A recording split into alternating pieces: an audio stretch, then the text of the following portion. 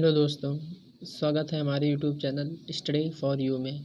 आज मैं microwave and radar engineering का पार्ट 3 लेके आया हूँ।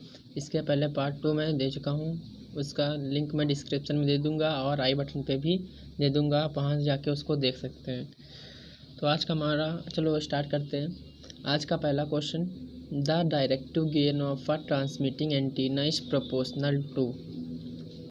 Option A its cross sectional area, option B square of cross sectional area, option C square root of cross sectional area. तो इस question का मतलब ये है कि जो हमारा डायरेक्ट किसी भी एंटीना ट्रांसमिटिंग एंटीना का जो डायरेक्टिव गेन होता है, जिसे हम लोग डीजी से प्रदर्शित कर सकते हैं, वो किसके प्रोपोर्शनल होता है। प्रोपोर्शनल मतलब समानुपाती होता है, डायरेक्टली प्रोपोर्शनल होता है। तो जो हमारा डायरेक्टिव गेन होता है वो उस एंटीना के क्रॉस सेक्शनल एरिया के बराबर होता है। तो D G is directly proportional to A या क्रॉस सेक्शनल एरिया। तो यहाँ पे हमारा ऑप्शन ए सही होगा, it's cross sectional area. Question number 2, if F is the frequency of electromagnetic wave, FC is cutoff frequency, then in a rectangular waveguide, option A attenuation is low when F is greater than FC, B attenuation is very high when F is less than FC, option C attenuation is high when F is less than FC, and D either B और C। तो question क्या कह रहा है, यदि F जो है electromagnetic wave की फ्रीक्वेंसी है, F इलेक्ट्रोमैग्नेटिक वेव की फ्रीक्वेंसी है और FC जो है वो कट ऑफ फ्रीक्वेंसी है, तो रेक्टेंगुलर वेवगाइड में एटेन्यूएशन क्या होगा, मतलब रेक्टेंगुलर वेवगाइड के लिए क्या होगा। तो रेक्टेंगुलर वेवगाइड में जब हमारी इलेक्ट्रोमैग्नेटिक वेव की फ्रीक्वेंसी मतलब F कट ऑफ फ्रीक्वेंसी मतलब FC से ज़्यादा होगी, तो रेक्टेंगुलर वेवगाइड में एटेन्यूएशन क्या होता है, लो होता है जब F is greater than FC होता है। तो यहाँ पे हमारा ऑप्शन ए सही होगा, attenuation is low when F is greater than FC। अगला क्वेश्चन नंबर 3 है, in a reflex klystron oscillator repeller electrode is at, option A low positive potential, option B high positive potential, option C negative potential, and option D zero potential. तो question का मतलब क्या है कि जो हमारा reflex klystron होता है उसमें रिपेलर इलेक्ट्रोड क्या होता है, लो पॉजिटिव पोटेंशियल होता है, हाई पॉजिटिव पोटेंशियल होता है, निगेटिव पोटेंशियल होता है या जीरो पोटेंशियल होता है। अगर हम रिफ्लेक्स क्लेस्ट्रॉन की बात करते हैं तो रिफ्लेक्स क्लेस्ट्रॉन ऑक्सीलेटर में जो रिपेलर इलेक्ट्रोड होता है उसका जो पोटेंशियल होता है वो निगेटिव होता है, ठीक है। तो यहाँ पे ऑप्शन सी हमारा सही हो जाएगा, निगेटिव पोटेंशियल। ओके, अगला question,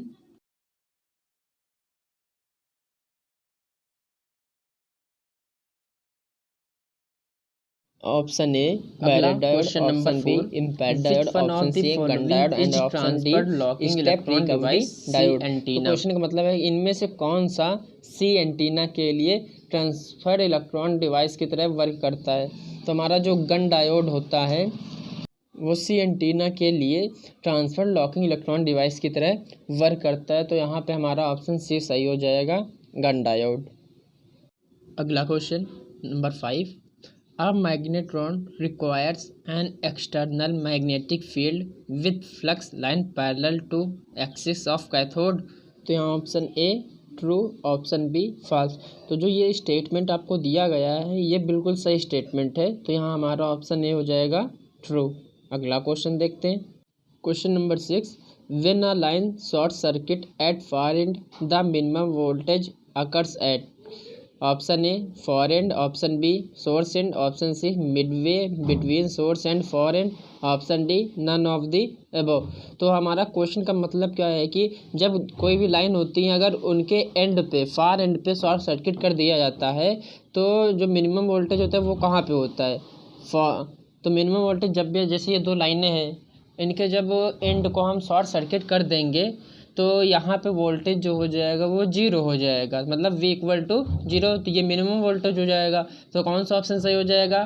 for end option A सही हो जाएगा। ओके, अगला क्वेश्चन देखते हैं।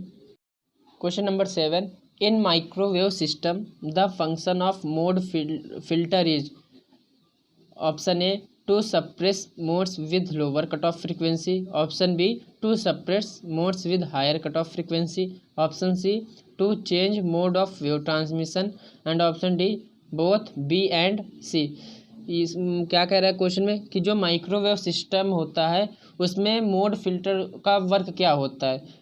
माइक्रोवेव सिस्टम में मोड फिल्टर का वर्क क्या होता है? तो जो हमारा माइक्रोवेव सिस्टम में मोड फिल्टर होता है वो सप्रेस करता है लोअर कट ऑफ फ्रिक्वेंसीज के साथ में, ठीक, सेपरेट मोड को प्रदर्शित करता है लोअर कट ऑफ फ्रिक्वेंसीज के साथ में। तो यहाँ हमारा ऑप्शन ए सही होगा, to suppress modes with lower cut off frequency. अगला question, question number 8, the total field developed by an antenna array at a distance point is option A phasor sum of fields produced by individual antenna of the array, option B algebraic sum of fields produced by individual antenna of array, option C either A or B depending on the type of array, option D neither A or B.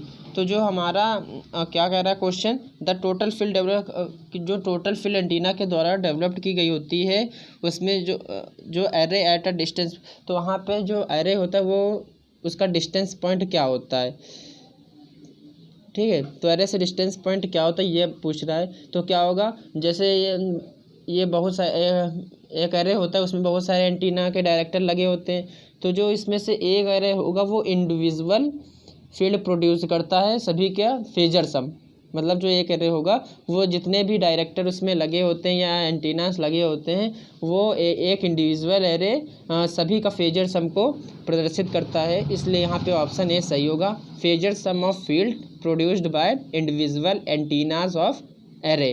Okay, question number 9, the directive gain of a transmitting antenna is option A proportional to wavelength, and option B inversely proportional to wavelength, option C proportional to square of wavelength, and option D inversely proportional to square of wavelength। तो कह रहा है कि जो transmitting antenna होता है उसका directive gain क्या हो, मतलब कैसा होता है। एक तो पहले क्वेश्चन पढ़ा था उसमें जो डायरेक्टिव गेन होता था वो हमारे क्रॉस सेक्शनल एरिया का डायरेक्टली प्रोपोर्शनल होता था, लेकिन अब इसमें वेवलेंथ की बात की जा रही है, मतलब लैम्डा की बात की जा रही है। तो लैम्डा की कंडीशन में क्या होता है, जो भी हमारा डायरेक्टिव गेन होता है मतलब डीजी जो होता है वो किसके इक्वल होता है, यूनिवर्सली प्रोपोर्शनल होता है, यूनिवर्सली प्रोपोर्शनल 1/λ², इन्वर्सली प्रोपोर्शनल 1/λ²। तो हमारा यहाँ पे ऑप्शन डी सही हो जाएगा, inversely proportional to square of wavelength. जब एरिया पूछेगा तो डायरेक्टली प्रोपोर्शनल होगा क्रॉस सेक्शनल एरिया के, अगर वेवलेंथ की कंडीशन में पूछे तो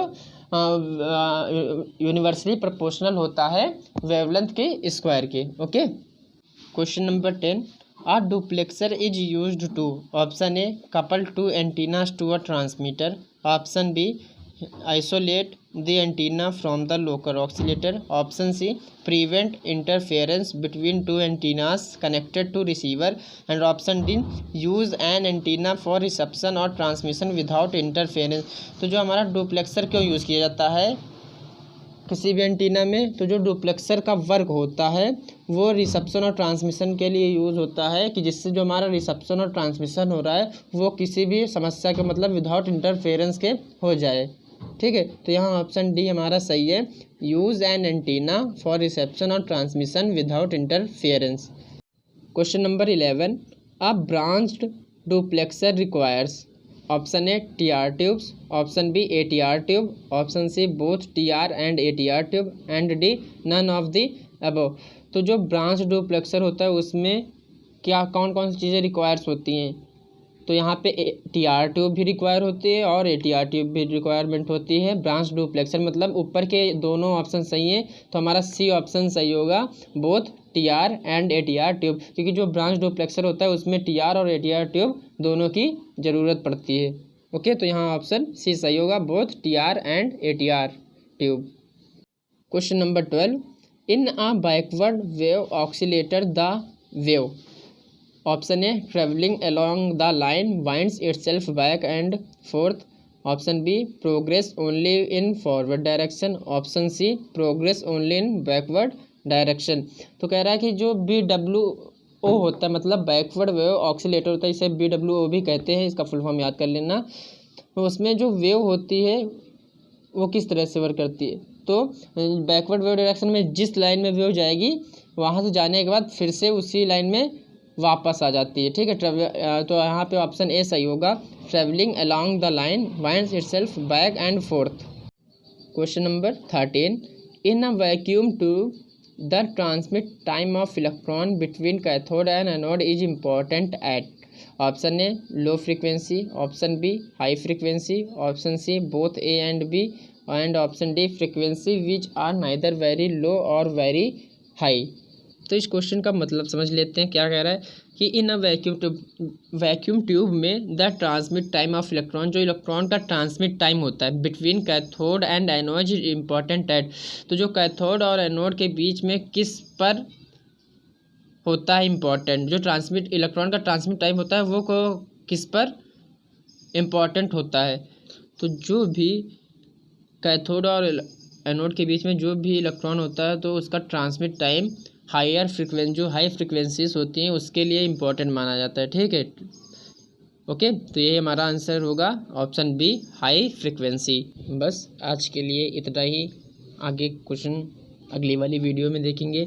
अगर आपको ये वीडियो अच्छी लगी तो प्लीज़ हमारे चैनल को सब्सक्राइब करिएगा और इस वीडियो को लाइक करिएगा, कमेंट करिएगा और साथ ही साथ इसे अपने दोस्तों के पास भी शेयर करिएगा जिससे कि उनकी भी मदद हो सके। अगर आपको ये कंटेंट समझ में आए तभी लाइक करिएगा, तभी सब्सक्राइब करिएगा और तभी कमेंट भी करिएगा। धन्यवाद।